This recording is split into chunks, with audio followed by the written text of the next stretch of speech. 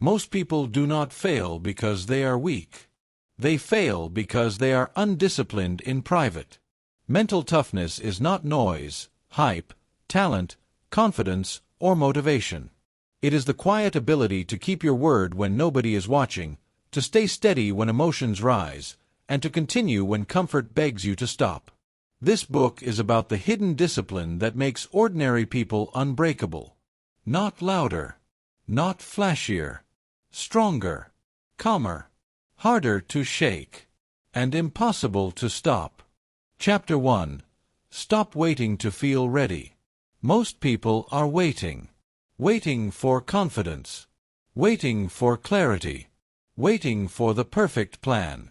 Waiting for the fear to disappear. Waiting for some internal signal that says, "Now you are ready." That signal is not coming. You need to understand that early. You need to understand it deeply. Because the longer you wait to feel ready, the weaker you become. Not because you are incapable. Not because you lack talent. Because you are training hesitation. And hesitation, repeated long enough, becomes identity. That's the part nobody wants to hear. People say they are preparing. People say they are thinking it through. People say they are getting in the right mindset. No. Most of the time, they are delaying discomfort. They are dressing up fear as wisdom. They are calling avoidance strategy. They are calling insecurity self-awareness. They are calling procrastination timing. But the truth is simple. You have a choice. You can keep waiting for emotion to support action. Or you can act before emotion agrees. That's the key. Mental toughness does not begin when confidence appears. Mental toughness begins when action starts before emotion gives permission. That is the line that separates talkers from builders. That is the line that separates fragile people from disciplined people. Move first. Feel later. Say it again. Move first. Feel later. Because most of your life will not be built in perfect emotional conditions. Most of your life will be built when you are tired, uncertain, distracted, doubting yourself, and still expected to perform. That is real life. That is the standard. That is where toughness is built. The person who starts training while feeling insecure has already won a battle that most people avoid forever. They do not look in the mirror and say, "I feel powerful, now I will begin." No. They begin while feeling soft, embarrassed, behind, and uncomfortable. They walk into the gym with self-doubt still alive in their chest. They do the workout anyway. And something changes. Not all at once. Not magically. Not dramatically. But something changes. Their emotions begin to follow their behavior. That is how it works. Action creates emotional stability more often than emotional stability creates action. Read that again in your mind. Action creates emotional stability more often than emotional stability creates action. The entrepreneur who waits to feel qualified before making the first sales call stays stuck. The entrepreneur who picks up the phone while their voice shakes starts building the muscle. Not the business first. The muscle first. The muscle of doing hard things before they feel natural. That is always the first business you build. Yourself. You do not need their permission. You do not need your fear to disappear. You do not need certainty. You need reps. That's the key. The student who waits for the perfect mindset before studying will keep falling behind. One bad mood becomes one wasted day. One wasted day becomes one stressful week. One stressful week becomes a story. Maybe I'm just not disciplined. But that story is false. The issue was never intelligence. It was never potential. It was behavior. It's not about mood, it's about discipline. The student who studies while anxious learns something bigger than the material. They learn that discomfort does not have to interrupt execution. They learn that the brain can scream and the body can still work. They learn that focus is not a gift. It is trained obedience. You do not become ready, you become trained. That is one of the hardest truths in this book. People want readiness to arrive from the outside. They want a moment, a breakthrough, a shift, a rush of certainty. But toughness is quieter than that. Toughness is built through repeated action under imperfect conditions. You do not wake up ready. You become ready by doing the thing before you feel like doing it. Again and again. Until your system learns that resistance is not a stop sign. That is how identity changes. Every day you hesitate, you cast a vote for a weaker self. Every day you act in spite of hesitation, you cast a vote for a stronger self. It does not feel dramatic in the moment. But identity is not built in one dramatic moment. It is built in repeated private decisions. You have a choice. When the alarm rings, you have a choice. When the work feels heavy, you have a choice. When the insecurity rises, you have a choice. When the timing feels imperfect, you have a choice. Wait for readiness. Or build readiness. Most people wait. That is why most people stay the same. Let's get practical. What does this actually look like in real life? It means you stop asking, "Do I feel ready?" and start asking, "What is the next action?" That question changes everything. Because feelings are vague. Actions are concrete. Feelings drift. Actions build. Feelings make you circular. Actions move you forward. You want to train? Put your shoes on. You want to write? Open the document. You want to study? Sit down and start one page. You want to build the business? Send the first email. You want to fix your life? Start with one kept promise. Not 10 promises. 1. Because toughness begins with obedience to the next step. That's the key. Here is another truth people avoid. Readiness is often just a desire to avoid looking bad. You want to feel ready because you want to perform cleanly. You want to start strong. You want your first attempt to look respectable. But growth does not care about your image. Growth cares about your willingness to be clumsy, exposed, and incomplete. You don't need their permission. You do not need permission to be a beginner. You do not need permission to improve in public. You do not need permission to be bad before you get better. And if your ego cannot handle that, your ego is the problem. It's not about confidence, it's about repetition. Confidence is often the byproduct. Repetition is the cause. Let that settle in. You are not lacking belief. You are lacking evidence. And evidence comes from action. When you keep promises to yourself, even small ones, your mind starts to trust you. When you repeatedly delay action, your mind stops trusting you. That is why hesitation is dangerous. It does not just waste time. It damages self-respect. You told yourself you would start. Then you didn't. You told yourself tomorrow. Then you moved it again. You told yourself you were serious. But your actions taught your brain not to believe your words. That is how weakness is trained. Quietly, daily, privately. But strength is trained the same way. You get up when you said you would. You begin before you feel polished. You do the task while discomfort is still present. You stop worshiping motivation and start respecting structure. Move first. Feel later. This does not mean ignore emotion forever. It means stop making emotion the gatekeeper. Your feelings can ride in the car. They just do not get to touch the steering wheel. Fear can be present. Doubt can be present. Insecurity can be present.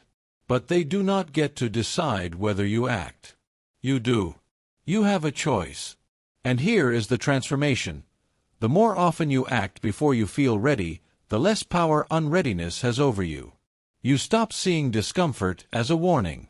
You start seeing it as the cost of entry. You stop asking whether now is the perfect time. You start becoming the kind of person who can create momentum in imperfect conditions. That is mental toughness. Not loud emotion. Not speeches. Not hype. Not pretending to be fearless. Just action. Repeated. Private. Honest. Hard. You do not become ready, you become trained. So stop waiting for some future version of yourself to rescue you. Stop imagining that one day you will finally feel confident enough, clear enough, strong enough. That day is built, not found. It is earned, not granted. It is trained, not wished into existence. Move first. Feel later. That is how you break hesitation. That is how you rebuild self-trust. That is how quiet discipline begins. You stopped waiting. Good. Now you need something even stronger than action in the moment. You need a rule for how you live when no one is watching. You mastered the first lie. Now let's build the standard that replaces it. Chapter 2. Build a private standard. Most people love goals. They love the announcement. They love the vision board. They love the fresh start. They love talking about what they are about to do. But goals are cheap if standards are weak. That is the truth. A goal is something you want to reach. A standard is the rule you live by every day. And your life does not rise to your goals. Your life follows your standard. That's the key. You can have a goal to get in shape and still live by a standard of skipping workouts when you feel tired. You can have a goal to build wealth and still live by a standard of spending emotionally. You can have a goal to become respected and still live by a standard of being late, distracted, and inconsistent. The goal sounds good. The standard tells the truth. Your life follows your standard. Say it again. Your life follows your standard. If you really want to understand mental toughness, you need to stop asking what you want once in a while and start asking what you allow every day. Because toughness is not built in your big intentions. It is built in your private rules. In the quiet decisions. In the repeated behaviors. In the moments nobody claps for. That is where character is formed. Not in public. Not in performance. In private. You have a choice. You can build your life around occasional emotion. Or you can build it around non-negotiable standards. That is the difference between fragile people and strong people. Fragile people are driven by mood. Strong people are governed by rules. Fragile people do what feels appropriate in the moment. Strong people do what aligns with the standard. That's the key. A lot of people confuse intensity with discipline. They think one powerful burst means they are serious. They think one long workout, one sleepless night of work, one dramatic promise, one emotional speech means something has changed. Maybe it felt powerful. Maybe it looked impressive. But if it is not repeatable, it is not a standard. And if it is not a standard, it will not hold your life together. That is why elite people win in silence. Not because they are always more talented. Not because they are always more inspired. But because they obey systems when nobody is watching. They wake up at the time they decided. They start work before entertainment. They keep promises that nobody else even knows they made. That is mental toughness. Quiet obedience. Private consistency. Daily alignment. Your life follows your standard. Look at waking up. This sounds simple. That is why people underestimate it. If you say you wake up at 6, but you actually wake up when your emotions approve, then 6 is not your standard. Comfort is your standard. And comfort is a weak leader. Comfort will always ask for more sleep, more delay, more softness, more excuses. You do not need their permission. And you do not need your mood's permission either. When the alarm rings, you have a choice. Get up because you said you would. Or teach yourself that your own word means nothing. That sounds harsh. Good. It should. Because every ignored alarm is not just a missed minute. It is a repeated message to yourself, I do not trust my own commands. And once the mind stops trusting your commands, every area of life becomes harder. Work becomes harder. Training becomes harder. Focus becomes harder. Change becomes harder. It's not about waking up early, it's about self-command. That's the key. The same thing applies to work before entertainment. Most people reverse the order. They reach for pleasure first, phone first, scrolling first, snacking first, noise first, distraction first. Then they act surprised when their focus is weak and their day feels scattered. No. The result is predictable. What you permit, you repeat. If every morning begins with distraction, then distraction becomes your operating system. If entertainment always comes before effort, then effort will always feel heavier than it should. Because you trained your mind to chase ease before responsibility. That is the problem. Not ambition. Not intelligence. Not potential. Training. You have been training the wrong sequence. Strong people flip it. Responsibility first. Pleasure later. Work first. Reward later. Effort first. Comfort later. Move in that order long enough, and the whole structure of your life changes. That's the key. And then there are the promises nobody tracks. This is where real standards are tested. Anybody can perform when there is social pressure. Anybody can act disciplined when someone is watching, paying, judging, or expecting. But what about the promises that live in silence? The walk you said you would take. The book you said you would read. The budget you said you would follow. The extra hour you said you would give to your craft. The boundary you said you would stop breaking. Nobody else sees those. Nobody else grades those. Nobody else posts those. But those promises matter the most. Because they reveal whether your discipline is real or theatrical. You don't need their permission. You do not need an audience to honor your word. You do not need external accountability to act like your commitments matter. If you only perform under supervision, you are not disciplined. You are managed. Read that carefully. If you only do right when someone is tracking you, you have not built character. You have built dependence. Mental toughness begins when you become your own authority. That is why personal standards matter more than public goals. Goals are occasional. Standards are daily. Goals are visible. Standards are often invisible. Goals can excite you. Standards carry you when excitement is gone. Your life follows your standard. So what exactly is a private standard? It is a decision made in advance about how you operate. It is not a wish. It is not a preference. It is not a vague hope. It is a rule. I start work before checking my phone. I arrive 10 minutes early. I do not miss workouts twice. I tell the truth even when it is uncomfortable. I finish what I start. I do not spend money to impress people. I keep the promises I make in private. Those are standards. And standards protect you from negotiation.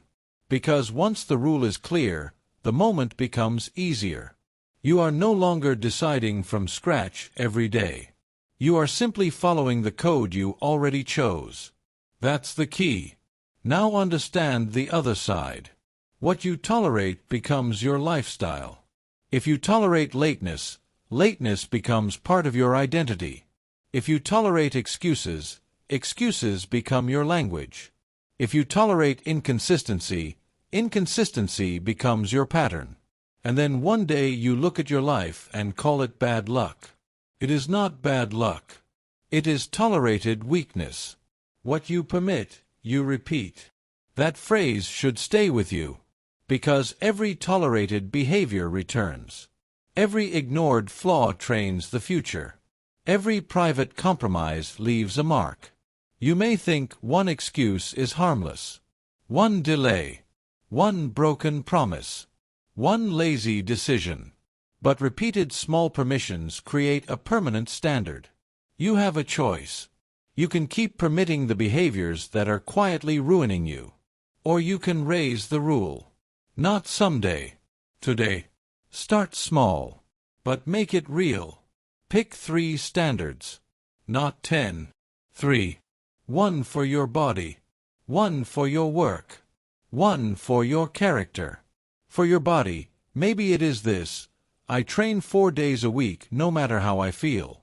For your work, maybe it is this: I do my hardest task before consuming entertainment.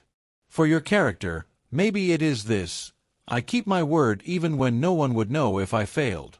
Simple, clear, repeatable. That is what works. Do not build a fantasy standard. Build a hard, livable standard. A standard you can obey on a normal Tuesday. A standard that still holds when life is boring, stressful, inconvenient, and quiet. Because your real life is built on normal days, not exceptional ones. It's not about intensity, it's about consistency. That's the key. And once the standard is set, stop announcing it. Stop performing it. Stop packaging it for attention. Live it. Silently. Relentlessly. Let your routine speak. Let your actions prove it. Let your life show the evidence later. You do not need their permission. You do not need their applause. You do not need their understanding. You need alignment. That is what a private standard gives you. Alignment between what you say matters and what you actually do. Alignment between your values and your schedule. Alignment between your words and your habits. That alignment is power. It makes you harder to shake, harder to distract, harder to break. Because now your life is not being run by impulse. It is being shaped by principle. Your life follows your standard. So raise it. Raise how you speak. Raise how you show up. Raise what you tolerate from yourself. Raise the minimum. Because once your private standard changes, your public results eventually have no choice but to follow. That is the hidden discipline. Quiet. Repetitive. Unseen. But decisive. You stopped waiting to feel ready. Good. Now you are learning to live by a code, not a mood. That is how real toughness is built. But once the standard is in place, another battle begins. Can you keep doing the simple things without getting bored, distracted, or restless? You set the rule. Now let's build the ability to repeat it until it becomes part of who you are.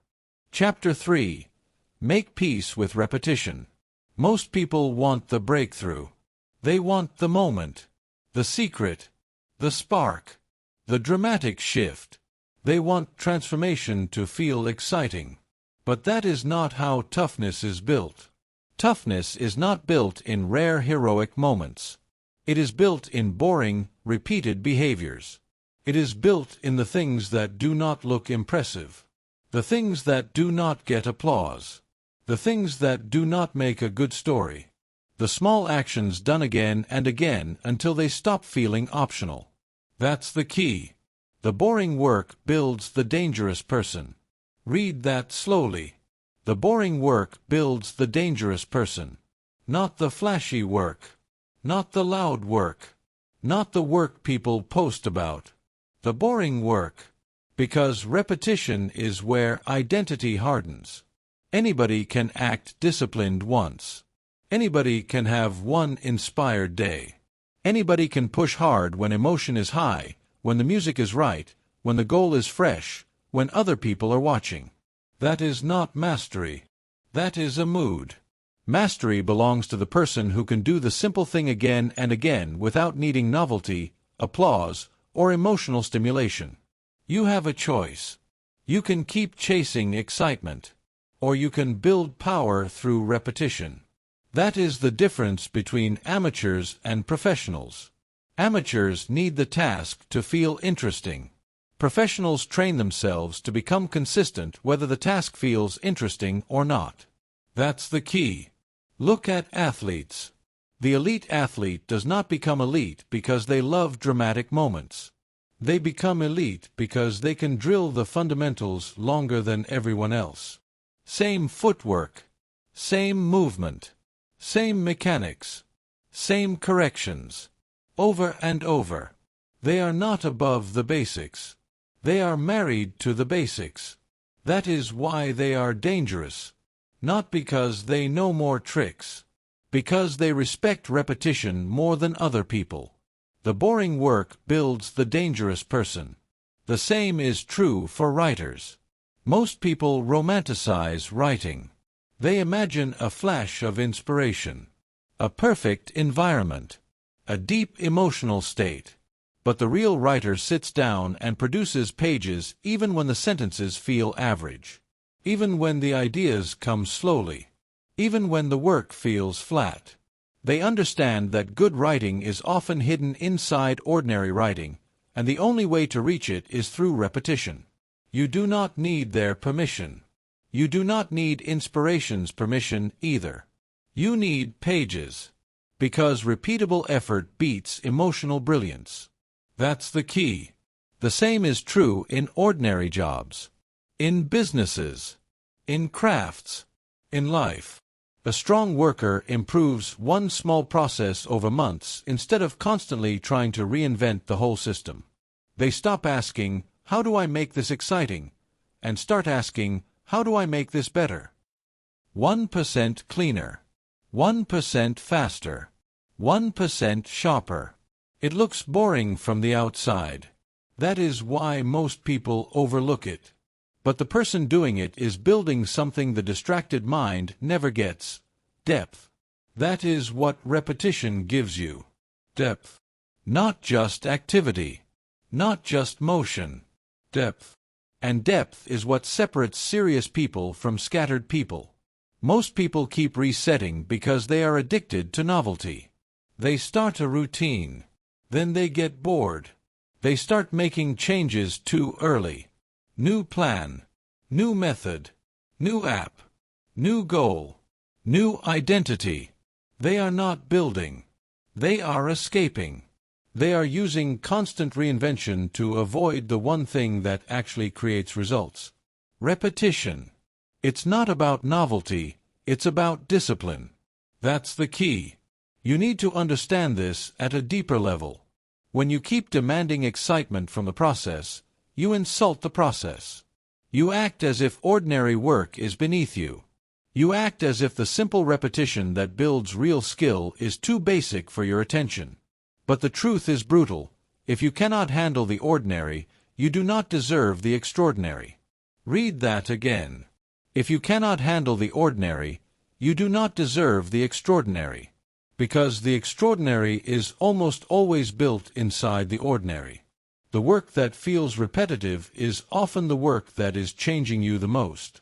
The daily workout, the daily page, the daily sales call, the daily savings habit, the daily walk, the daily practice of being on time, keeping your word, staying calm, returning to the task. It is all repetition. And repetition is not punishment. Repetition is construction. Repeat until it looks like talent. That phrase matters because people love to call something talent after they have ignored the repetitions that produced it. They see a smooth speaker, a disciplined body, a strong business, a calm leader, a clean performer, and they call it natural.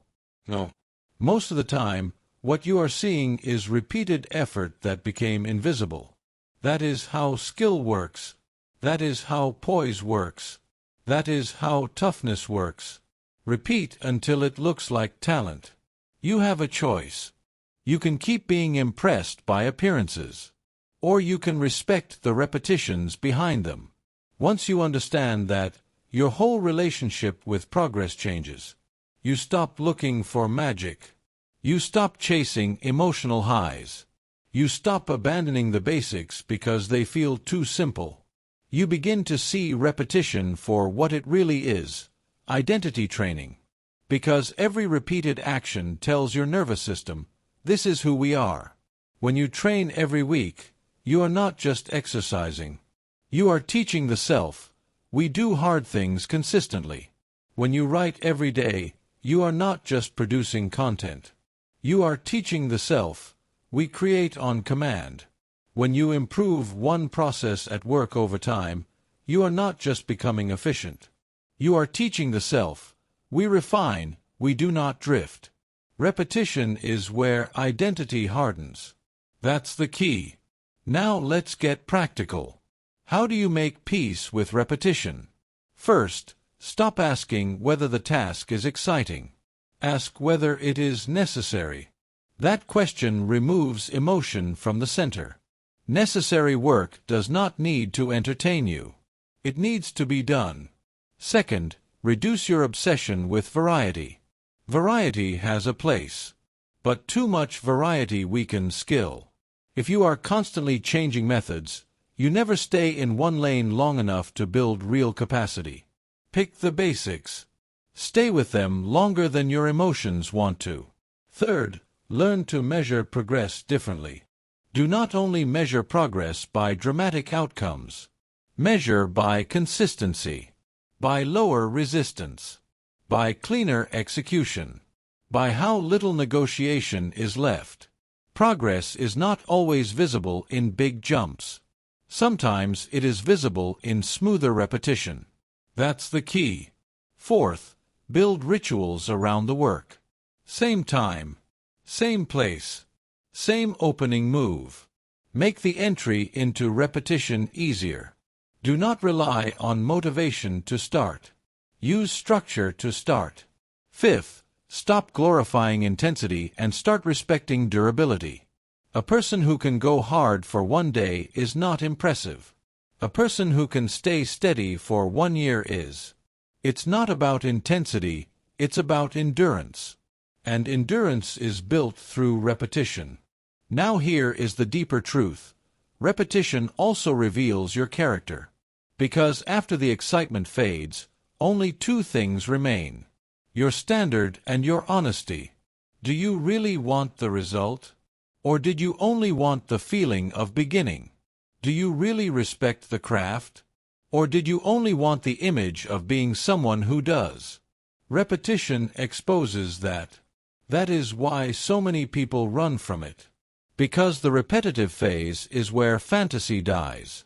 In the repetitive phase, you can no longer hide behind intention. You can no longer live off announcements. Now it is just you and the work. You and the standard. You and the question. Will you continue without stimulation? That is mental toughness. The boring work builds the dangerous person. So stop insulting the process. Stop demanding that every day feel different. Stop acting like discipline has to be emotionally rewarding every time. Some days it will feel sharp. Some days it will feel dull. Some days it will feel heavy. Do it anyway. You do not need their permission. You do not need applause. You do not need constant excitement. You need repetition. Repeat until it looks like talent. Repeat until it becomes identity. Repeat until the basics become automatic. Repeat until your private discipline becomes public strength. That is how quiet toughness is built. Not in one dramatic act, but in the unglamorous loyalty to simple actions performed over time. You built a private standard. Good. Now you are learning how to honor it long enough for it to shape you. But repetition becomes much easier when you remove one hidden enemy, internal bargaining. Because once you start negotiating with discomfort, repetition breaks. You respected the process. Now let's destroy the habit that keeps weakening it. Chapter 4. Train yourself not to negotiate. Most people do not lose because life is too hard. They lose because they negotiate too much. They negotiate with the alarm. They negotiate with the workout. They negotiate with the schedule. They negotiate with the deadline. They negotiate with the promise they made yesterday when they were strong. And every negotiation sounds small. 5 more minutes. I'll do it later. I'll start after coffee. I'll begin when I'm in a better mood. I'll skip today and make up for it tomorrow. Small phrases. Big damage. Because the real enemy is not the missed action. The real enemy is the habit of bargaining with discomfort. That is what destroys discipline. That is what weakens self-command. That is what turns capable people into inconsistent people. No debate. Just do it. That's the key. Most people think they are struggling with laziness. They are not. Most of the time, they are struggling with internal negotiation. They are spending too much energy discussing what has already been decided. They are reopening decisions that should have been closed. They are treating commitments like suggestions. That is the problem. Not difficulty. Not pressure. Not lack of ability. Negotiation. It's not about motivation, it's about obedience. Read that again. It's not about motivation, it's about obedience. You have a choice. You can keep turning every task into an argument. Or you can reduce the debate and increase the execution. That's the key. Think about the alarm clock. The alarm rings. In that moment, there is a clean path and a weak path. The clean path is simple. You said you would get up, so you get up. End of story. The weak path is mental conversation. Just a little more sleep. You were tired yesterday. Today can be different. You can still have a productive day if you start later. And once that conversation starts, discipline is already under attack. Because negotiation is seductive. It always sounds reasonable in the moment. It never introduces itself as self-betrayal. It arrives dressed as comfort, flexibility, self-care, or logic. But if it keeps pulling you away from your standards, call it by its real name. Weakness. No debate. Just do it. That does not mean live like a machine without intelligence. It means stop reopening basic commitments every time discomfort appears. If the standard is clear, the action should be clear. If you decided last night that you wake up at 6, then 6 is not the moment to reconsider your values. 6 is the moment to obey them. Decision made. Identity settled. That's the key. The same thing happens with training. You plan the workout. You know the time. You know the structure. But when the moment comes, the negotiation begins. Maybe a shorter session. Maybe tomorrow. Maybe you need to listen to your body, when what you really mean is you want to listen to your comfort. Be honest. There is a difference between intelligent adjustment and emotional escape. Tough people know the difference. Weak people blur the difference so they can excuse themselves without guilt. You do not need their permission. And you do not need your mood's permission either. If the workout is safe, necessary, and scheduled, then do it exactly as planned. Not the edited version. Not the softened version. Not the convenient version. The planned version. Because every time you obey the plan, you strengthen authority over the self. Every time you water it down without a real reason, you weaken that authority. That is what most people do not understand. Every internal argument weakens your leadership over your own life. You tell yourself to do something. Then another part of you says no. Then you argue. Then you compromise. Then you delay. Then you reduce the task. Then you tell yourself it is still fine. But your nervous system is recording all of it. It is learning a pattern. Commands are optional here. That is dangerous. Because once your own mind stops respecting your instructions, everything gets harder. Starting gets harder. Finishing gets harder. Trusting yourself gets harder. Momentum gets harder. Decision made. Identity settled. This is why tough people predecide. They do not wake up and ask, "Do I feel like being disciplined today?" They do not begin the task and ask, "What would be easier right now?" They do not treat every morning like a new election. They already decided. I wake up when the alarm rings. I train when it is time to train. I work before I scroll. I finish what I schedule. I keep my word in private. That is power. Not because it sounds intense. Because it removes friction. Negotiation drains energy. Obedience preserves it. That's the key. People think discipline is exhausting. Constant decision-making is exhausting. Constant emotional bargaining is exhausting. Constantly asking yourself whether you should do what you already know you should do is exhausting. Obedience, once trained, is actually lighter, cleaner, faster. You waste less mental fuel. You stop bleeding energy into indecision. Sit down to work before checking messages.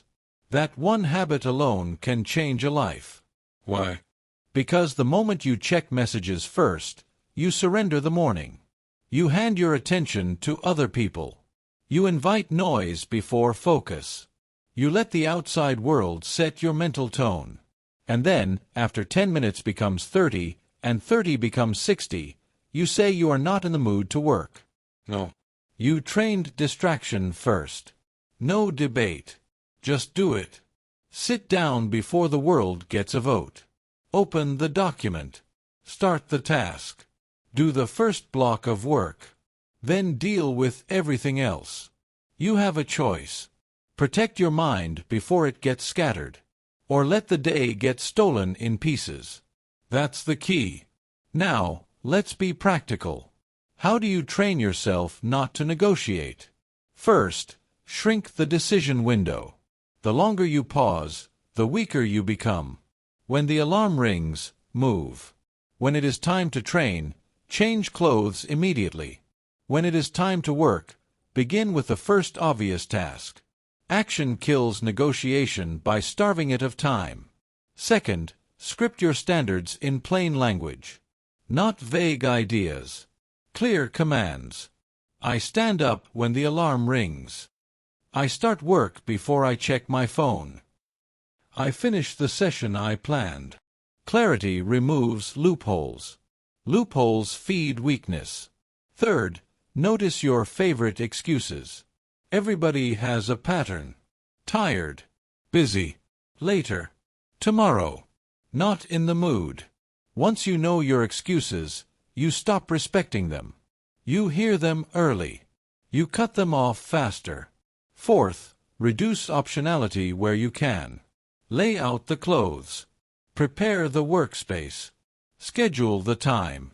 Remove the need for extra decisions. Toughness grows faster in structured environments. Fifth, separate feeling from function. You may feel resistance. Fine. Function anyway. You may feel doubt. Fine. Begin anyway. You may feel annoyance. Fine. Continue anyway. It's not about emotion, it's about execution. That's the key.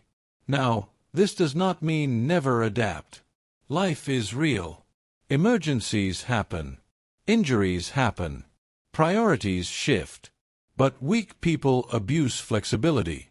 They turn exceptions into habits. Strong people keep exceptions rare and honest. They do not lie to themselves about why they are changing the plan.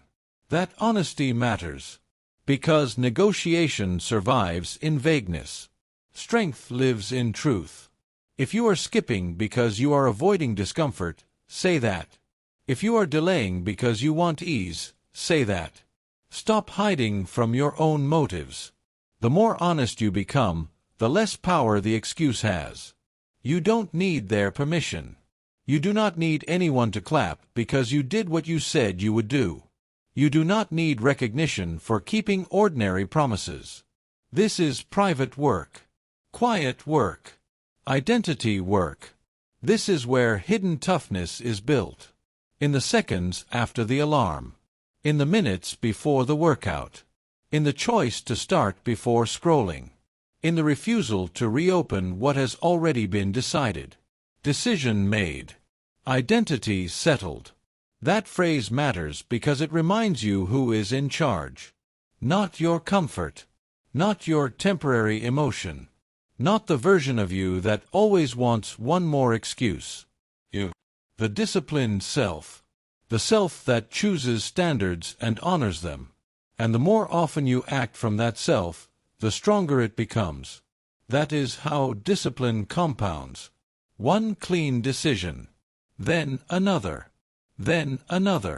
until obedience becomes quicker than bargaining, until action becomes simpler than delay, until your standards stop feeling forced and start feeling natural. That is mental toughness. Not loud, not dramatic, not performative. Clean execution under private pressure. No debate. Just do it. That is how you stop leaking energy. That is how you restore self-respect. That is how you become someone your own mind trusts. You made peace with repetition. Good. But repetition gets tested the moment pain enters the room. Because the next level of toughness is not just doing boring work. It is learning how to keep going when the work starts to hurt. You stopped negotiating with discomfort. Now let's learn how to carry it. Chapter 5. Use pain as proof of growth. Most people are not destroyed by pain. They are destroyed by their interpretation of pain. That is the difference.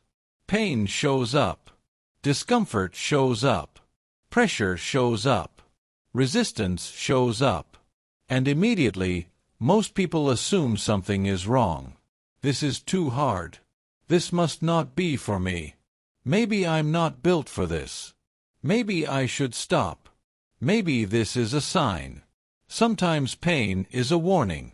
Yes. But very often, pain is not a warning. It is an invitation. It is the price of growth. It is the feeling of your old self losing control. Hard does not mean wrong. That's the key. You need to hear that again. Hard does not mean wrong. Because if you misread discomfort, you will run from the exact experiences that were supposed to change you. You will confuse friction with failure. You will confuse resistance with misalignment. You will confuse pain with proof that you should quit. And that mistake will keep you ordinary. You have a choice. You can keep treating discomfort like a stop sign. Or you can learn to read it correctly. That is what mental toughness does. It does not worship pain. It does not chase suffering for the sake of suffering. It simply stops panicking when pain appears. It stops dramatizing resistance. It stops acting shocked when growth feels demanding. That's the key. Pain often means you are entering new territory. The loneliness of changing habits. The frustration of learning a new skill. The emotional sting of telling the truth. The tension of setting a boundary. The exhaustion of starting over. All of it hurts. But pain is not always proof that you are failing. Sometimes it is proof that you are finally leaving your comfort zone. Sometimes it is proof that your identity is stretching. Sometimes it is proof that you are breaking a pattern that used to keep you small. Hard does not mean wrong. Look at habit change. You decide to stop living the way you used to live. You stop going where you used to go. You stop talking how you used to talk. You stop numbing yourself the way you used to numb yourself. And suddenly, life feels quieter, more awkward, more lonely. That loneliness can scare people. They think, maybe I'm becoming isolated. Maybe I'm too serious now. Maybe I'm losing connection. Or maybe you are just leaving behind the version of yourself that was built around convenience, distraction, and low standards. That transition hurts. Of course it does. When you change your habits, you often change your social environment. Some people stop understanding you. Some people feel uncomfortable around your discipline. Some people liked the old version of you because the old version asked less of them. You do not need their permission. And you do not need comfort to validate your growth. Sometimes the pain is social. Sometimes the pain is emotional. Sometimes the pain is the silence that comes after you stop betraying yourself. Feel it. Carry it. Keep going. That's the key. Now think about learning a new skill. At the beginning, it is frustrating. You are slow. You are sloppy. You know what good looks like, but you cannot produce it yet. That gap hurts. It bruises the ego. It makes you feel behind. It makes you feel clumsy. And weak people interpret that frustration as a sign that they lack talent. No. It's not about talent, it's about tolerance. Tolerance for the ugly phase. Tolerance for the slow phase. Tolerance for the repeated correction phase. If you cannot tolerate being bad long enough, you will never become good. That is one of the most expensive forms of impatience. The person who quits during the uncomfortable learning phase never gets access to the confidence that comes later. Hard does not mean wrong. The hard part might be the path. That's the key. The same is true when you tell the truth. Truth has a cost. Boundaries have a cost. Honesty has a cost. Saying no has a cost. Starting over has a cost. People love the language of self-respect until self-respect becomes uncomfortable. Because the moment you tell the truth to someone who benefited from your silence, pain enters the room. The moment you set a boundary with someone who liked your weakness, pain enters the room. The moment you walk away from what is familiar but unhealthy, pain enters the room. And in that moment, you have a choice. Retreat because it hurts, or stay because it is right. That's the key. This is where many people betray themselves. Not because they do not know the truth. They do know. Not because they cannot see the pattern. They can. They betray themselves because discomfort makes them panic. The emotional sting arrives, and they rush to remove it. They apologize for things they meant. They reopen doors they needed to close. They return to old habits because the new path feels too sharp. But growth is often sharp. Growth cuts. Not to destroy you. To separate you from what is weak. Feel it. Carry it. Keep going. Now, let's be precise. This chapter is not telling you to chase pain blindly. Not all pain is noble. Not all suffering is useful. Injury is real. Burnout is real. Abuse is real. Recklessness is stupid. This is not about glorifying damage. This is about interpreting ordinary growth discomfort correctly. That's the key. So how do you know the difference? Ask better questions. Is this pain harming me or stretching me? Is this discomfort a warning or simply the cost of progress?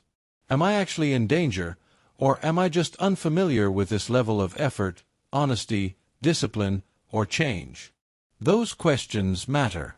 Because if the pain comes from effort, learning, responsibility, truth, restraint, or rebuilding, then there is a strong chance it is part of the process. A strong chance it is shaping you. A strong chance it is asking you to become more stable, not to run away.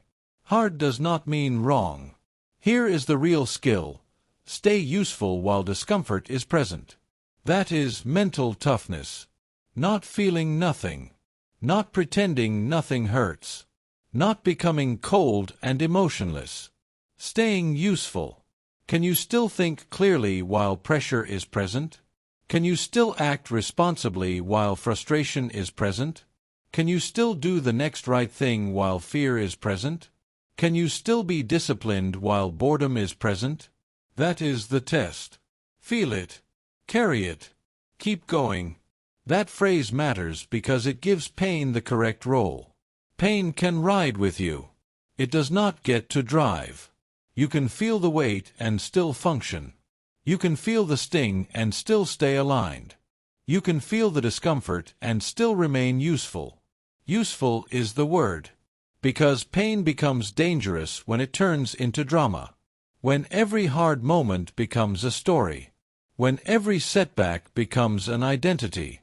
When every uncomfortable season becomes a reason to collapse. Tough people do not make discomfort their personality. They carry it and continue. It's not about suffering, It's about stability. That's the key. Now let's make it practical. When boredom appears, do not label the task meaningless. Label it repetitive. Then continue. When pressure appears, do not immediately call the situation impossible. Return to the next concrete step. Then continue. When loneliness appears during personal growth, do not assume you made the wrong choice. Check whether you are simply becoming less available for the life that used to keep you weak. Then continue. When frustration appears while building a skill, do not call yourself untalented. Call yourself in training. Then continue. When emotional pain appears after telling the truth or setting a boundary, do not rush to undo what needed to be done. Let the discomfort settle. Then continue. That is how adults grow. That is how private discipline becomes visible strength. You have a choice. You can spend your life trying to avoid every form of discomfort. Or you can become someone who can carry the right kind of discomfort without losing function. One path keeps you soft. The other path makes you strong. And strength is not the absence of pain. Strength is the ability to remain directed while pain is present. Feel it. Carry it. Keep going. Read that again. Feel it. Carry it. Keep going. Because that is what the gym teaches. That is what skill building teaches. That is what truth teaches. That is what rebuilding your life teaches. Pain is not always the enemy. Misreading pain is the enemy. Hard does not mean wrong. Once you understand that, you stop fleeing every difficult season. You stop collapsing every time life gets heavy. You stop expecting growth to arrive wrapped in comfort. You become calmer in the presence of resistance. You become more honest about the cost of change. You stop asking, "Why does this hurt?" and start asking, "What is this pain trying to train?" That is mental toughness. Quiet, clear, useful under pressure. You stopped negotiating with discomfort. Good. Now you are learning not to fear it. But there is another weakness that quietly destroys strong people: the addiction to being understood. Because once you start growing, not everyone will approve, agree, or clap. You learned how to carry pain. Now let's learn how to keep moving without applause. Chapter 6. Kill the addiction to being understood. A lot of people are not weak because they lack ability. They are weak because they need too much approval. They need people to understand their choices. They need people to agree with their direction. They need people to validate their growth. They need emotional permission before they move. And that need keeps them small. Because the moment other people question the path, they wobble. The moment someone misunderstands the change, they start explaining. The moment the room does not clap, they start doubting. The moment the people around them feel uncomfortable, they begin shrinking back into the version of themselves that was easier for everyone else to manage. That is not humility. That is dependence. You do not need applause to proceed. That's the key. Read that again. You do not need applause to proceed. Mental toughness is not just physical discipline. It is emotional independence. It is the ability to keep moving when the people around you do not understand what you are doing. It is the ability to stay loyal to the right path even when that path makes other people uncomfortable, confused, threatened, or dismissive. You have a choice. You can keep building your life around other people's approval. Or you can build your life around truth, discipline, and direction. That is where strength begins. Most people explain too much because they are trying to reduce the discomfort of being misunderstood. They want the parent to approve, the friend to relate, the coworker to respect it, the partner to fully understand the internal shift. They keep talking, keep defending, keep clarifying, keep trying to make their growth more acceptable to people who may never value it. That is exhausting. And worse, it steals energy from the actual work. Less explaining, more building. That's the key. Think about the person who decides to change direction in life. Maybe they want to get serious. Maybe they want to train harder. Maybe they want to quit a bad habit. Maybe they want to leave a weak environment. Maybe they want to start a business, go back to school, save money, get off the noise, stop partying, stop drifting, stop wasting time. The people around them do not always celebrate. Family members question it. Friends joke about it. Co-workers roll their eyes. People who benefited from the old version suddenly become critics of the new one. And that shocks people. They think, if this is the right move, why is no one supporting it? Because right does not always look familiar. Because growth changes the social contract. Because your discipline makes undisciplined people uncomfortable. Because your boundaries expose other people's entitlement. Because your ambition reminds others of what they keep avoiding. Being misunderstood is often part of becoming uncommon. That's the key. If you are building a life that only average people understand immediately, be careful. You may just be repeating the same pattern with a more polished vocabulary. Real change often confuses the people who were attached to your old identity. The family member might say you are doing too much. The friend might say you have changed. The coworker might say you are obsessed. The people around you might act like your discipline is arrogance because it highlights their lack of it. And now you have a choice. Shrink so they can stay comfortable. Or continue, even if they do not understand. You do not need their permission. That phrase matters because approval addiction often hides behind politeness. You call it respect. You call it keeping the peace. You call it being considerate. But if you are constantly betraying what you know you need to do just to avoid being misunderstood, then respect is not what is happening. Fear is happening. It's not about kindness, it's about courage. That's the key. Now, this does not mean become arrogant. It does not mean become reckless, dismissive, or cruel. It means stop requiring full emotional consensus before you act on what you know is necessary. Mature people can disagree with your path and still let you walk it. Immature people try to pull you back into the version of you that made them more comfortable. You need to learn the difference. A friend questioning your direction is not always an enemy. A family member worrying does not always mean they want to sabotage you. A coworker misunderstanding your boundaries does not always mean they are malicious. But their misunderstanding is still not your prison. You do not need applause to proceed. Real strength means you can hear disagreement without losing direction. You can tolerate not being fully seen. You can survive being misread. You can keep your standards without turning your life into a public debate. That is emotional independence.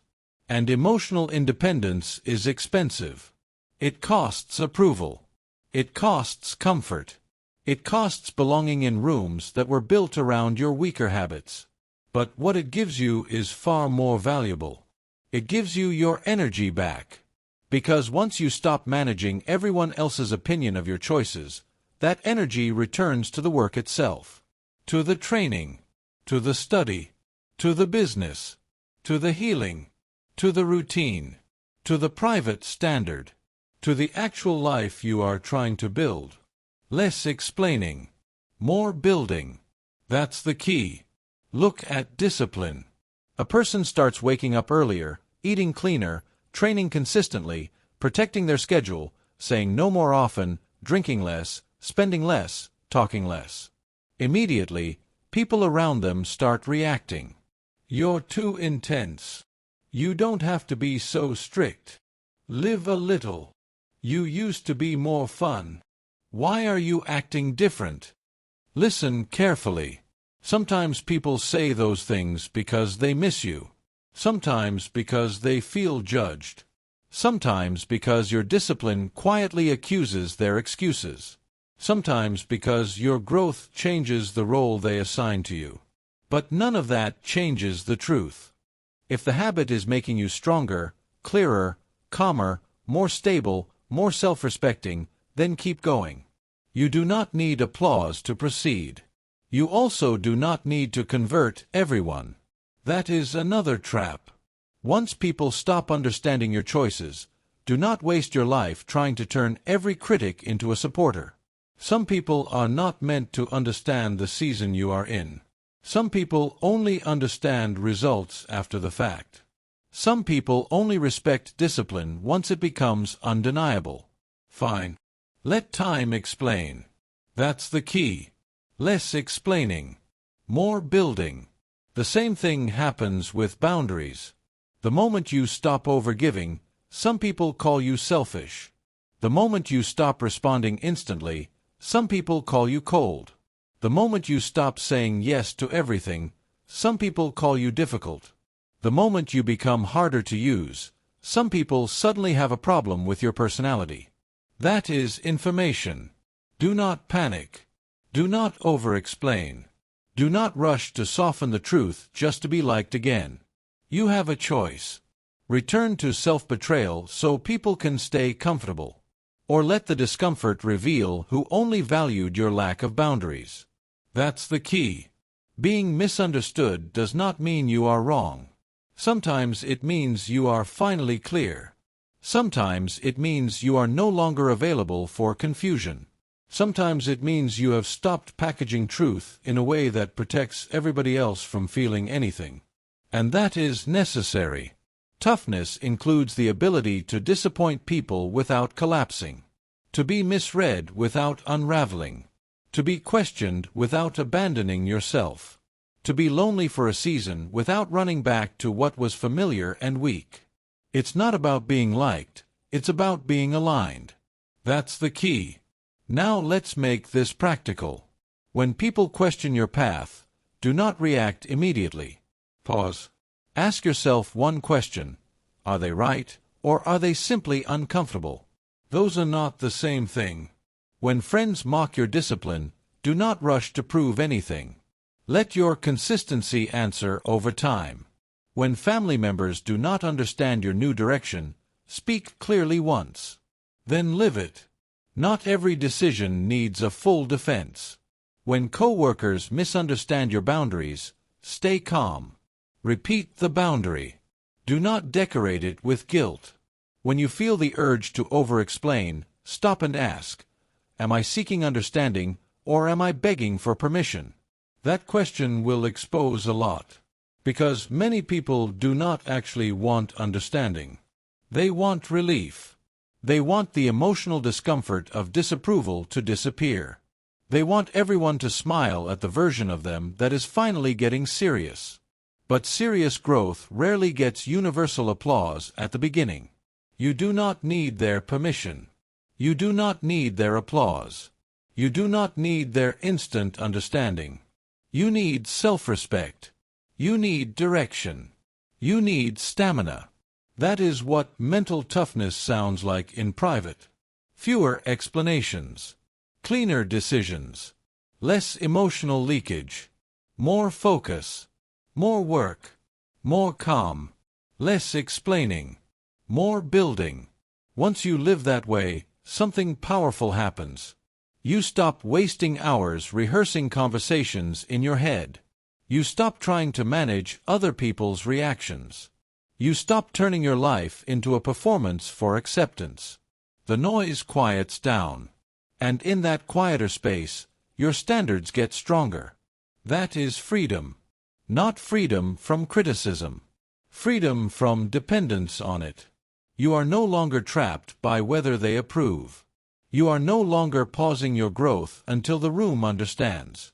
You are no longer shrinking yourself to stay emotionally safe around people committed to staying average. That is hidden toughness. Private. Stable. Unapologetic.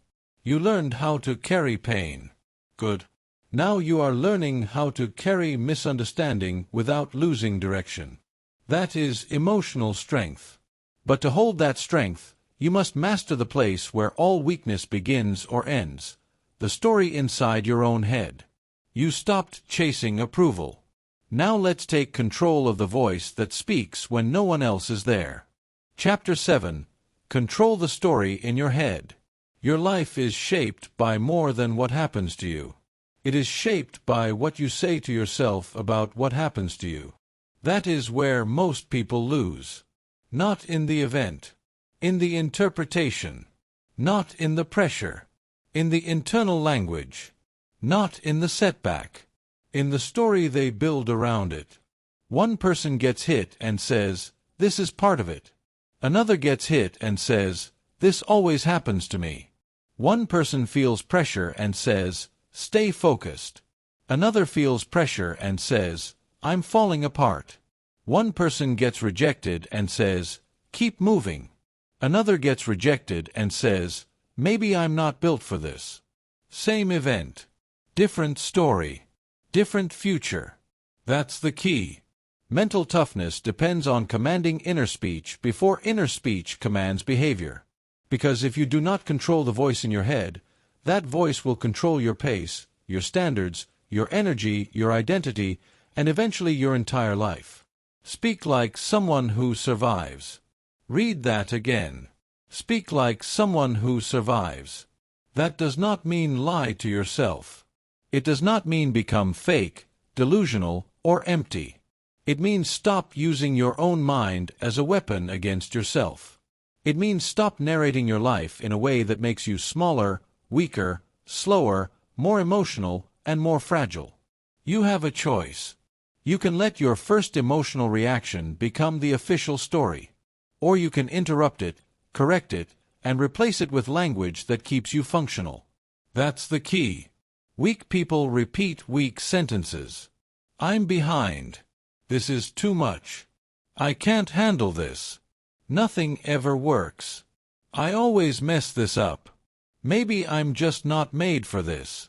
Listen carefully. Those phrases feel honest. But they are often undisciplined. They are not clean observations. They are emotional conclusions. They are exaggerated interpretations that turn pressure into identity. They take one difficult moment and expand it into a worldview. And once that happens, endurance drops. Because interpretation shapes endurance. That is one of the most important truths in this book. If you call a challenge impossible, your body responds one way. If you call it difficult but manageable, your body responds another way. If you call a setback the end, you collapse. If you call it information, you adjust. That is why the first battle is narrative. Before strategy, narrative. Before endurance, narrative. Before recovery, narrative. The story in your head will either stabilize you or sabotage you. Speak like someone who survives. Now think about setbacks. Something goes wrong. A plan breaks. A deal falls through. A schedule slips. A mistake gets made. And immediately, many people let panic become language. This is a disaster. I'm screwed.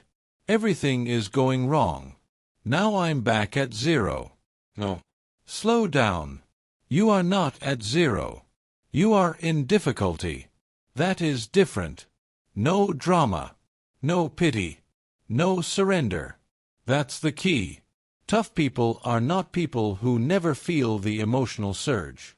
They feel it, but they do not let that first wave write the whole script. They interrupt it. They correct it. They ask better questions. What actually happened? What matters most right now? What is the next useful move? What story will keep me steady? That is mental control. And discipline without mental control eventually cracks under stress. You can have routines. You can have standards. You can have structure. But if the voice in your head turns chaotic every time life hits hard, then under enough pressure, the whole system shakes. That is why this chapter matters. Because the mind is either a weapon for you or against you. You do not need their permission.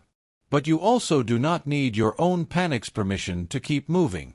You need command. That's the key. Look at rejection. You reach out. You apply. You pitch. You ask. You create. You offer something. And the answer is no. Immediately, the mind starts trying to turn one event into a permanent truth. They said no, so I must not be good enough. That failed, so maybe I'm not meant for this. I got ignored, so I probably don't have what it takes. Wrong. That is self-pity dressed as interpretation. It's not about rejection, it's about response. Rejection is external. Collapse is internal. The weak mind personalizes everything. The strong mind processes, adjusts, and continues. That does not mean rejection feels good. It means you do not turn pain into prophecy. You do not let one closed door become a full identity statement. No drama. No pity. No surrender. That phrase matters because self-pity is one of the most seductive forms of weakness. It feels soft. It feels understandable. It feels justified. But it drains action. It slows recovery. It makes you passive. It invites you to sit in the emotional version of the event instead of dealing with the practical version. And practical people recover faster. That's the key. Now think about pressure. When pressure rises, people reveal their internal language. Some people get sharp. Others get dramatic. Some get focused. Others start predicting collapse. They move from what is happening to what might happen, then from what might happen to worst-case fantasy, and suddenly they are not dealing with reality anymore. They are dealing with a movie in their own head. That is catastrophic thinking. And it is expensive. The deadline is tight, so the mind says, I'm going to fail. The conversation is hard, so the mind says, this will blow everything up. The season is heavy, so the mind says, my whole life is falling apart. No. Return to facts. Pressure is not prophecy. Stress is not destiny. Difficulty is not doom. Speak like someone who survives. That means using language that is clear, sharp, and functional. This is hard, but I can handle hard. This is a setback, not the end. This hurts, but it is not killing me. This is not ideal, but I can still move. I do not need to solve everything right now. I need to do the next thing well. That is the voice of stability. That is the voice that keeps the system intact. You have a choice. You can speak to yourself like a victim of every moment. Or you can speak to yourself like someone trained to survive it. That's the key. Now let's get practical. How do you control the story in your head? First, catch the first weak sentence. The first one matters most. Because the first sentence shapes the emotional direction of the next 10. If the first sentence is, I'm finished, the body tightens. If the first sentence is, stay calm, the body organizes. Second, remove exaggeration. Words like always, never, ruined, impossible, disaster, hopeless. These words create emotional inflation. Replace them with accurate language.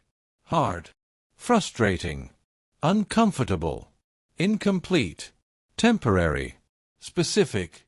Accurate language creates manageable reality. Third, ask functional questions. Not, why is this happening to me? Ask, what does this require from me? Not, what if I fail? Ask, what is the next useful move? Questions direct attention. Direct attention well, and behavior improves. Fourth, separate fact from feeling. The fact may be, I got rejected. The feeling may be, I feel embarrassed. Fine. But do not turn the feeling into a false fact like, I'm not valuable. That is where people lose the plot. Fifth, rehearse better language before you need it. Do not wait for chaos to invent stability. Train phrases in advance. Stay with the facts. Do the next thing. This is pressure, not the end. I can be uncomfortable and still function. No drama. No pity. No surrender. That's the key. This is not motivational fluff. This is performance discipline. Soldiers understand this. Athletes understand this. Surgeons understand this. Leaders understand this. Anyone who must remain useful under pressure understands that internal language is not cosmetic. It is operational. The way you speak affects the way you move. The way you move affects the result. The result affects identity. So yes, words matter. Especially the private ones. Speak like someone who survives. Not because it sounds powerful. Because it keeps you usable. Because it protects your energy. Because it keeps emotion from becoming command. Because it turns the mind into an ally. And when the internal voice becomes clear, sharp, and functional, something changes. You stop collapsing so quickly. You stop magnifying every problem. You stop feeding panic with language. You become steadier, cleaner, harder to shake. That is hidden toughness, private command, internal discipline, useful thoughts under pressure. No drama, no pity, no surrender. That is how you hold the line when life gets heavy. That is how you prevent stress from becoming identity. That is how you keep the mind from working against the mission. You stopped needing applause. Good. Now you are taking control of the one voice you hear more than anyone else. That is inner authority. But inner authority must hold under impact. Because the next level of toughness is not just controlling your thoughts in theory. It is staying calm when real life hits hard.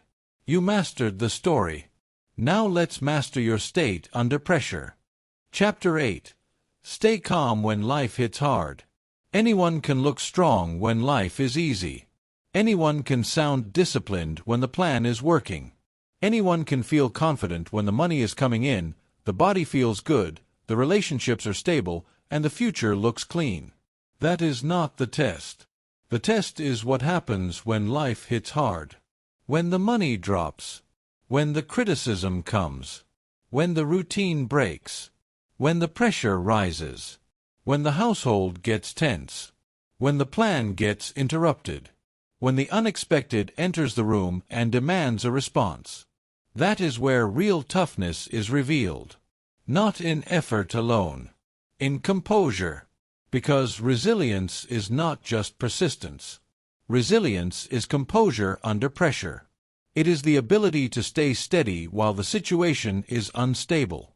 It is the ability to keep access to judgment, energy, and strategy while everyone else burns fuel through panic. Calm is a weapon. That's the key. Read that again. Calm is a weapon. Most people think calm is passive. It is not. Calm is active control. Calm protects your thinking. Calm protects your timing. Calm protects your ability to choose instead of just react. Calm keeps you useful while chaos tries to pull you into emotion. You have a choice. When life gets loud, you can get loud with it. Or you can become the still point in the room. That is what strength looks like. Not frozen. Not numb. Not detached. Steady. That's the key. Look at money. Someone loses money. A deal falls through. A market turns. A job changes. An unexpected bill arrives. And immediately, emotion tries to take over. Panic. Shame. Fear. Catastrophic thinking. The mind races ahead and starts writing a story about collapse. I'm finished. I ruined everything. This is the beginning of the end. No. That reaction makes the damage worse. Losing money is one problem. Losing direction because you lost money is a second problem. And many people create the second problem themselves. They let the financial hit become mental chaos. They stop thinking clearly. They make rushed decisions. They start grabbing, forcing, reacting, and leaking energy. Calm is a weapon. Because the calm person does something different. They feel the hit. They do not deny it. But they stay in contact with reality. They ask, what actually happened? What matters most right now? What can still be controlled? What is the next useful move? That person recovers faster. Not because they enjoy pain, because they stay functional inside it. Stabilize first. Solve second. That's the key. The same thing happens with criticism. Someone questions your work. Someone attacks your choice. Someone misunderstands your intention. Someone dismisses your effort. And suddenly emotion wants control. You want to defend, explain, retaliate, prove, react. You want the discomfort to end immediately. But immediate reaction is often expensive. Because emotional reactivity makes you sloppy. It makes you say too much. It makes you expose insecurity. It makes you hand your center over to the opinion of someone else. Now they are not just criticizing your work. They are controlling your state. That is weakness. You do not need their permission. And you do not need their criticism to become your command. You need composure. Calm is a weapon. The calm person hears the criticism and pauses. They separate useful feedback from useless noise.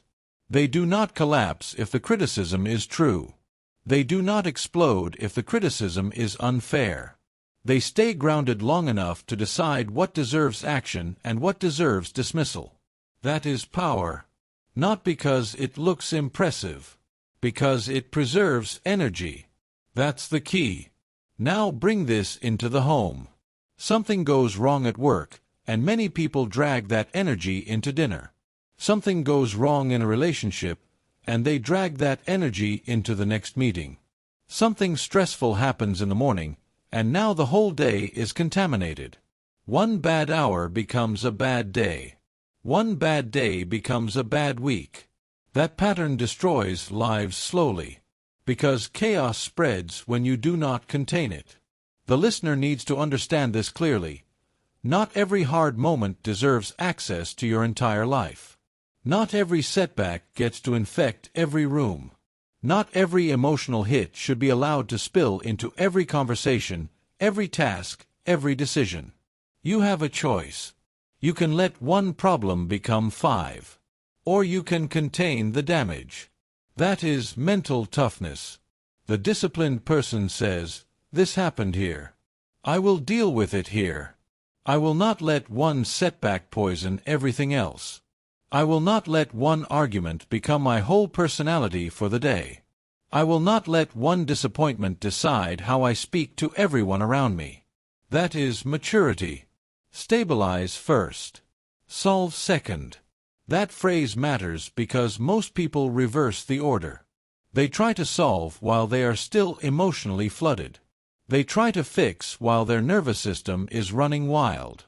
They try to think clearly while they are still identified with panic. It does not work. First, stabilize. Breathe slower. Stop moving so fast. Return to the facts. Lower the drama. Sit down. Get quiet. Remove the audience. Interrupt the emotional spiral. Then solve. That's the key. Chaos punishes emotional reactivity and rewards steady execution. This is true in business. True in parenting. True in leadership. True in health. True in conflict. True in personal recovery. The person who panics burns fuel. The person who steadies themselves preserves fuel. And preserved fuel becomes better judgment, cleaner communication, and more durable action. Calm is a weapon. Now let's make this practical. What do you actually do when life hits hard? First, pause before reacting. Not forever. Just long enough to stop the first foolish move. The first emotional move is often the one that costs the most. The angry text. The impulsive purchase. The defensive speech. The dramatic resignation. The unnecessary confession. The public reaction. Pause. Second, return to facts. Strip the story down. What happened? Not what it means about your whole life. Not what it might become in the worst case. What happened? Facts reduce emotional inflation. Third, protect your body from carrying the panic too far. Breathe slower. Relax the jaw. Drop the shoulders. Drink water. Walk if needed. Sit if needed. Get your body back under instruction. A chaotic body makes disciplined thinking harder. Fourth, do the next useful thing. Not the whole thing. Not the perfect thing. The next useful thing. Send the needed email. Review the numbers. Apologize clearly. Clean the room. Make the call. Cancel the distraction. Show up for the next appointment. Practical movement breaks emotional fog. Fifth, keep the day from becoming the week. This matters. Just because this hour is ugly does not mean the rest of the day belongs to it. Just because this day is heavy does not mean the week is ruined. Most people multiply pain by carrying it too far forward. They let a single event become a forecast. Do not do that. Handle today as today. Handle this moment as this moment. Contain it. That's the key. It's not about avoiding emotion, it's about managing energy. You will feel things. Good. You are human. Calm is not the absence of feeling. Calm is the refusal to let feeling destroy function. You can be disappointed and still be useful. You can be angry and still stay measured. You can be afraid and still stay organized. You can be hurt and still act with discipline. That is real composure. And composure is trainable. You train it by slowing down your first reaction. You train it by refusing dramatic language. You train it by practicing facts over fantasy. You train it by staying loyal to the next useful action. You train it by recovering faster, not by pretending nothing touched you. Calm is a weapon. Read that again. Calm is a weapon. Because when life hits hard, the calm person gains an edge. They see what others miss. They waste less energy. They make fewer costly mistakes. They keep their standards intact. They do not need to win the emotional moment. They need to survive it cleanly. You do not need their permission. You do not need the world to be easy. You do not need every plan to go smoothly.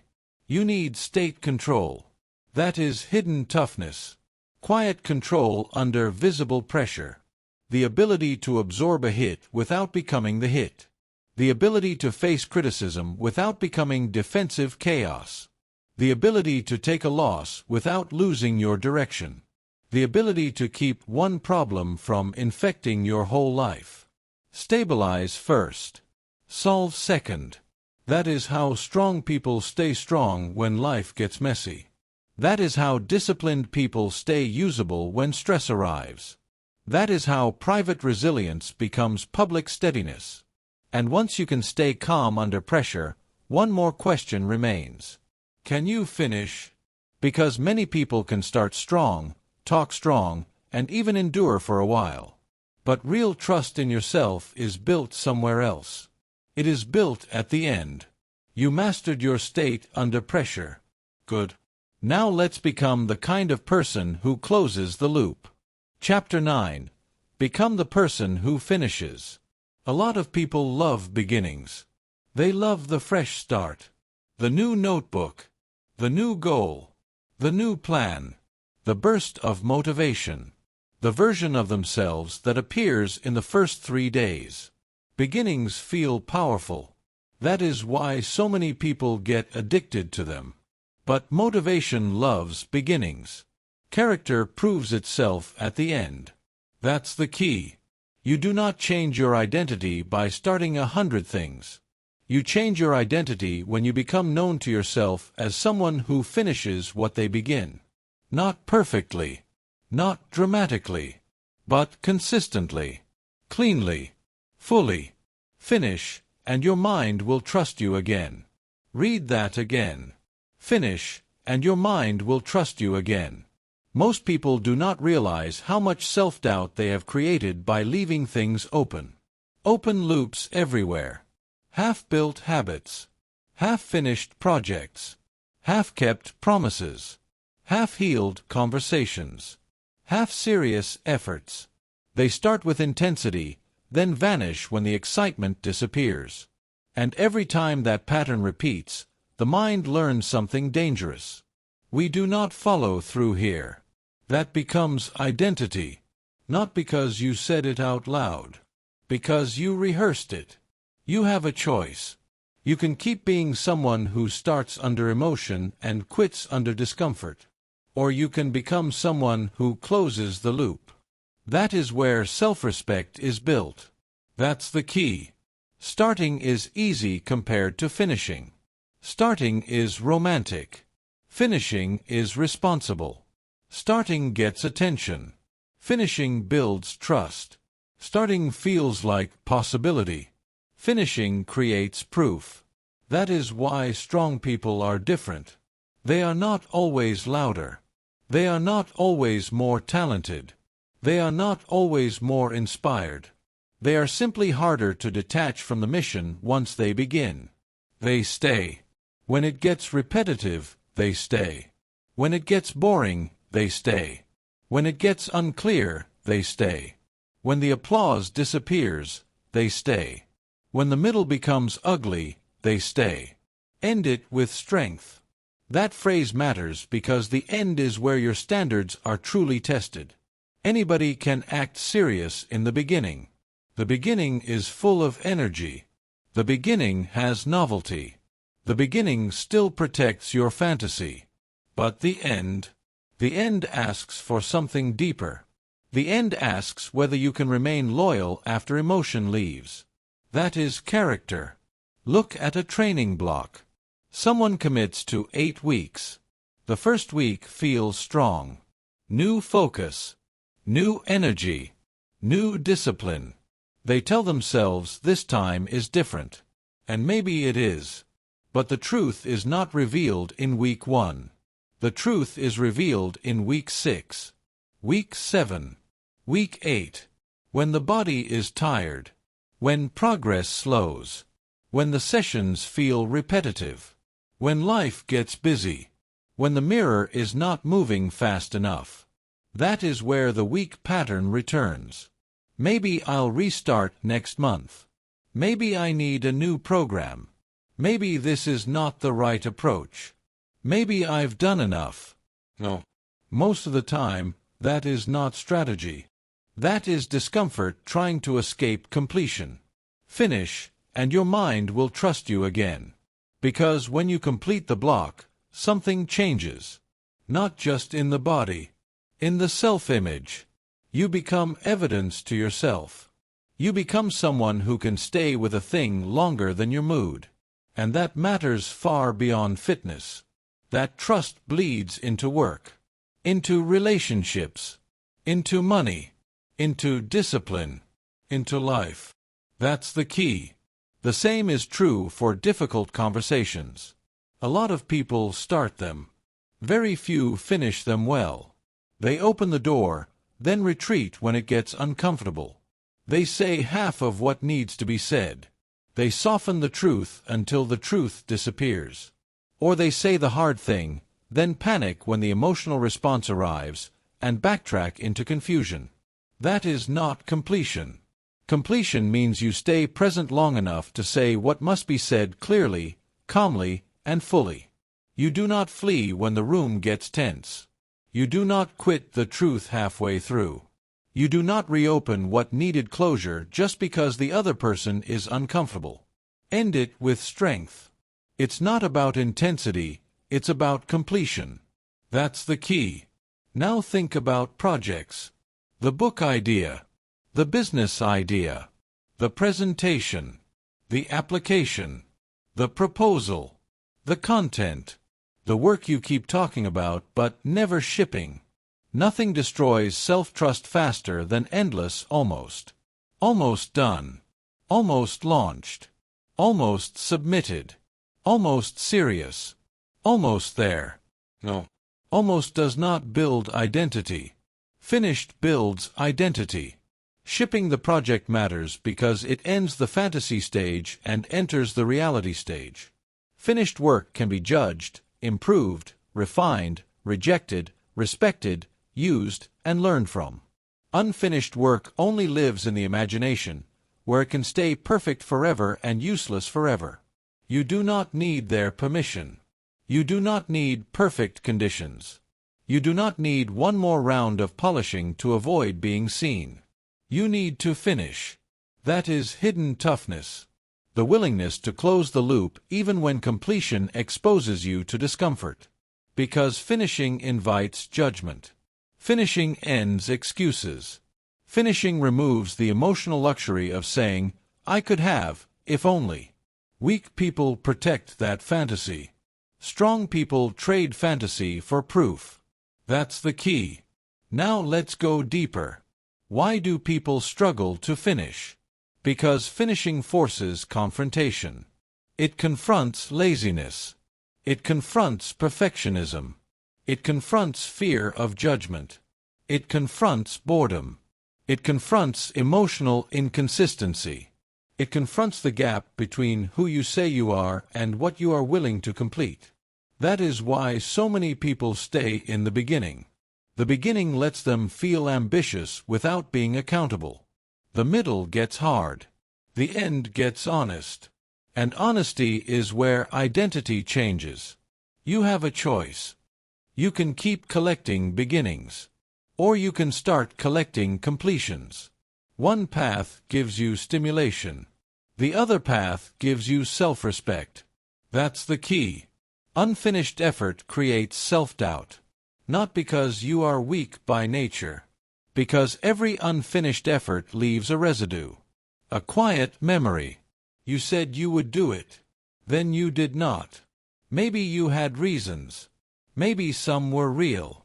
But if the pattern keeps repeating, the mind stops believing your enthusiasm. It stops trusting your promises. Even your motivation starts to feel fake to you.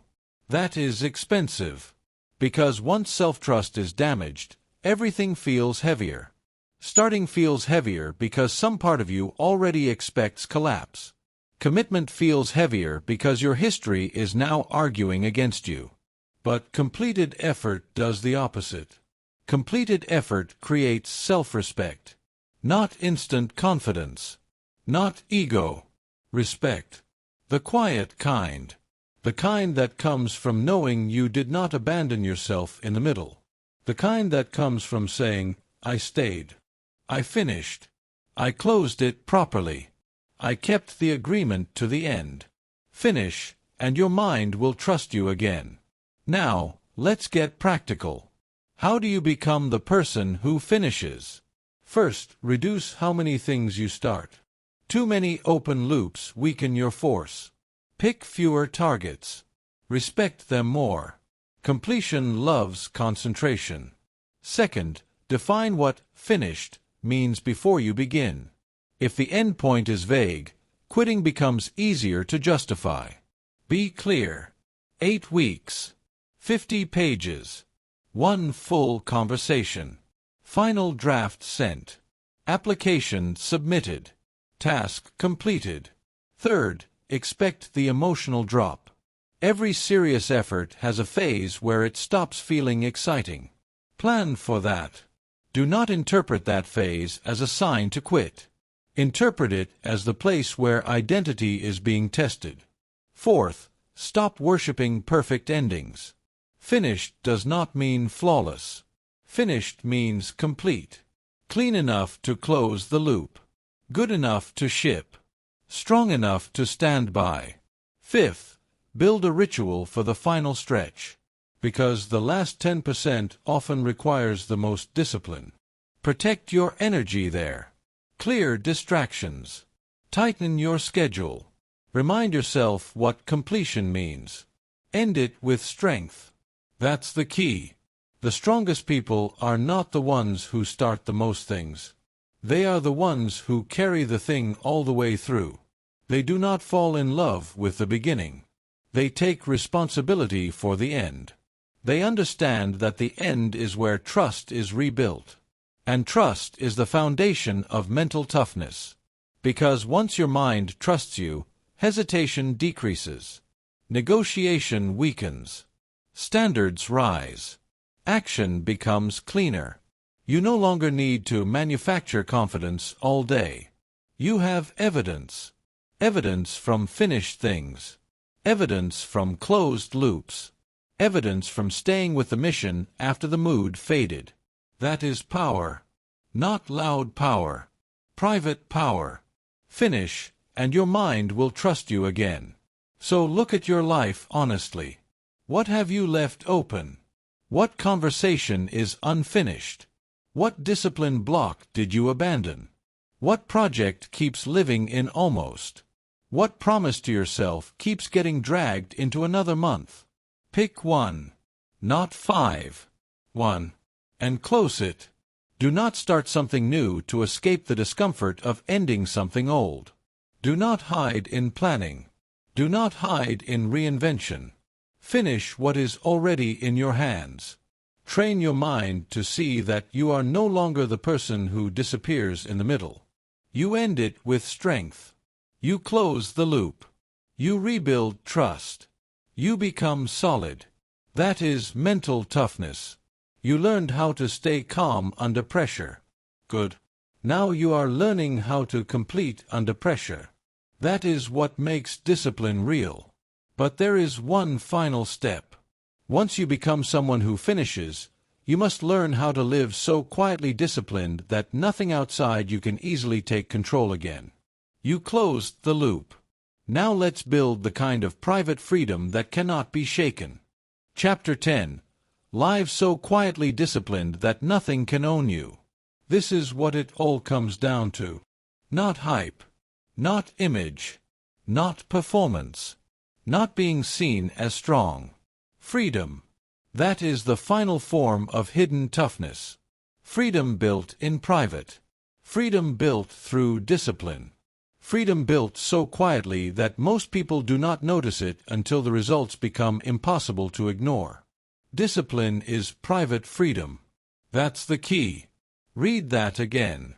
Discipline is private freedom. Most people hear the word discipline and think restriction. They think less fun, less ease, less comfort, less spontaneity. They think discipline is a cage.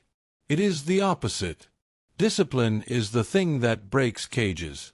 Without discipline, your emotions own you. Without discipline, comfort owns you. Without discipline, impulse owns you. Without discipline, outside opinion owns you. Without discipline, appetite owns you. Without discipline, distraction owns you. And people call that freedom because no one is telling them what to do. No. That is not freedom. That is drift. That is dependency with better branding. Freedom is when you can tell yourself what to do and follow through. Freedom is when your mood does not control your schedule. Freedom is when temporary urges do not hijack long-term direction. Freedom is when your standards are strong enough that outside noise cannot easily pull you off course. Discipline is private freedom. You have a choice. You can keep living reactively, owned by whatever you feel in the moment. Or you can live in such a disciplined way that nothing external gets easy control over you. That's the key. Look at money. The person who saves quietly has a kind of power that the loud spender never understands. They are not trying to look rich. They are trying to become stable. They are not buying approval. They are buying options. They are buying time. They are buying breathing room. They are buying the ability to say no to what disrespects them. That is freedom. And it is built privately. Not by one dramatic move. By repeated restraint.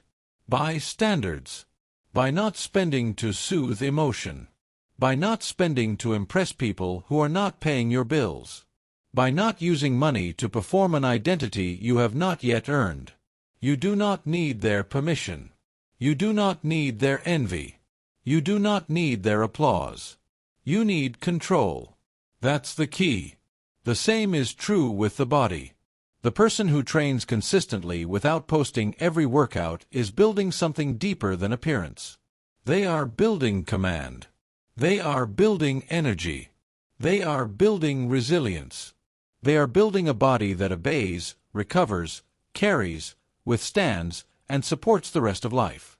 And because they do it quietly, it becomes real. Not content. Not performance. Not a temporary persona. Real. Discipline is private freedom. Because when your body is trained, you are less owned by fatigue. Less owned by softness. Less owned by fragility. Less owned by the excuses that come from living physically below your potential. You do not need to be perfect. You need to be under instruction. That is hidden toughness. Now look at healing. A lot of people want to broadcast every step, every insight, every lesson, every wound, every breakthrough. But some of the strongest healing happens in silence. Quiet therapy, quiet boundaries, quiet prayer, quiet journaling, quiet distance from what used to destroy you, quiet refusal to return to habits that once made you feel temporarily better and permanently worse. That kind of healing is powerful because it is not performative. It does not need witnesses. It does not need applause. It does not need an audience to become valid. It just needs honesty, consistency, time. Discipline is private freedom. And the person who heals quietly often becomes stronger than the person who speaks loudly about change but never builds structure around it. Because healing is not just insight. Healing is routine. Healing is what you stop allowing. Healing is what you repeat instead. Healing is the private discipline of no longer feeding what once owned you. That's the key. Now think about the hardest seasons. Boredom, grief, uncertainty, slow progress, invisible progress, long stretches where life is not dramatic, just heavy. This is where quiet discipline becomes visible power over time. Because anybody can look serious in a clean season. Anybody can seem focused when life is simple and the reward is close. But the person who keeps building during dull seasons, grieving seasons, confusing seasons, and unseen seasons becomes nearly impossible to shake. Why? Because they are no longer dependent on ideal conditions. They can train while bored. They can save while uncertain. They can work while uncelebrated. They can heal while unseen. They can continue while life feels emotionally flat. That is power. Quiet in style. Violent in standards. That's the key. That phrase matters because true toughness is often misunderstood. People think strength must be loud, aggressive, visible, dominating, intimidating. But real strength is often cleaner than that. Real strength does not need to announce itself every hour. It does not need to posture. It does not need to perform hardness. It is calm. It is stable. It is restrained. It is deliberate. But underneath that calm is a ruthless standard. A ruthless refusal to betray the mission. A ruthless refusal to let comfort take over. A ruthless refusal to drift back into weakness. A ruthless refusal to become owned by appetite, noise, validation, or fear. Quiet in style. Violent in standards. You have a choice. You can build a loud image with weak habits underneath it. Or you can build a quiet life with standards so strong that your results eventually speak for you. One is theater. The other is force. That's the key. Greatness needs to be redefined for you here. Greatness is not being admired by everyone. Greatness is not having the perfect image. Greatness is not constant visibility. Greatness is not talking like a warrior and living like a victim. Greatness is self-command. That is the final lesson. Can you command your time? Can you command your money? Can you command your words? Can you command your body? Can you command your attention? Can you command your reactions? Can you command your habits when nobody is watching? That is greatness. It's not about image, it's about self-command. That's the key. And self-command is built in private. In mornings. In routines. In silence. In repeated acts that look ordinary but change everything over time. The meal you did not eat emotionally. The money you did not waste to impress. The argument you did not escalate. The workout you did without posting. The promise you kept without anyone tracking it. The grief you carried without becoming useless. The season you survived without announcing every step. That is what this book has been teaching from the beginning. Hidden toughness. Quiet discipline. Private standards. Visible power later. Discipline is private freedom. Because once you live this way, fewer things can own you. Comfort cannot easily own you because you have trained yourself to move without waiting for ease. Emotion cannot easily own you because you have trained yourself to act without worshipping mood. Other people's opinions cannot easily own you because you stopped asking for applause. Panic cannot easily own you because you learned to stabilize before solving. Excuses cannot easily own you because you became someone who finishes. Weakness cannot easily own you because you built standards in silence. This is freedom. Not a loud freedom. A durable one. And durable freedom is always earned. You do not need their permission. You do not need the perfect season. You do not need a dramatic identity. You need a structure that protects you from yourself at your weakest and expresses you at your strongest. That is discipline. Now let's make it practical one last time. What do you do after this chapter? You choose one private routine and make it sacred. You stop announcing what should simply be lived. You remove one behavior that keeps owning you. You strengthen one standard that increases your freedom. You become harder to distract, harder to tempt, harder to provoke, harder to derail. That's the key. And you do it quietly. Because the quieter the discipline, the more honest it usually is. When nobody sees it and you still do it, that is character. When nobody praises it and you still repeat it, that is standards. When nobody understands it and you still honor it, that is self-command. Quiet in style. Violent in standards. That is how you become the kind of person life cannot easily manipulate. The kind of person who does not need constant motivation, constant visibility, constant reassurance, or constant rescue. The kind of person who can stand in difficulty without collapsing into it. The kind of person who can keep building in silence until strength becomes undeniable. That is hidden mental toughness. Not loud. Not flashy. Not desperate to be seen. Stable. Clean. Relentless. Discipline is private freedom. So live in a way that proves it. Save quietly. Train quietly. Heal quietly. Build quietly. Keep your word quietly. Raise your standards quietly. Let other people chase appearances. Let other people make noise. Let other people announce what they have not yet earned. You do not need that. You need the deeper thing. The thing that protects your mind. The thing that strengthens your identity. The thing that gives you your life back. Self-command. That is greatness. That is freedom. That is the quiet discipline no one teaches. You have done the work of this book. Now the only question left is whether you will live it. Not once. Not for a week. Not when it is convenient. Daily. Privately. Relentlessly. That is how hidden toughness becomes a life.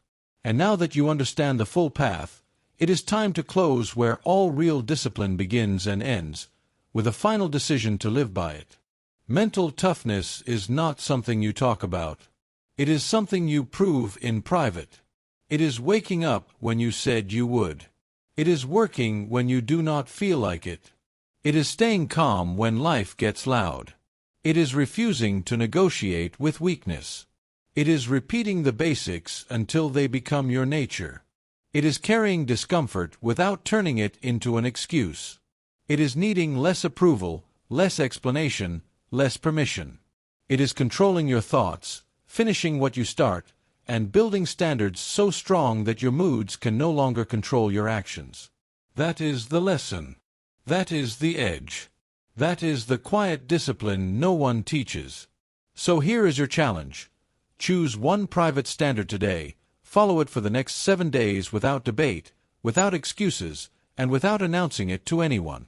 Just do it. Then do it again. And again. And become someone life cannot easily break.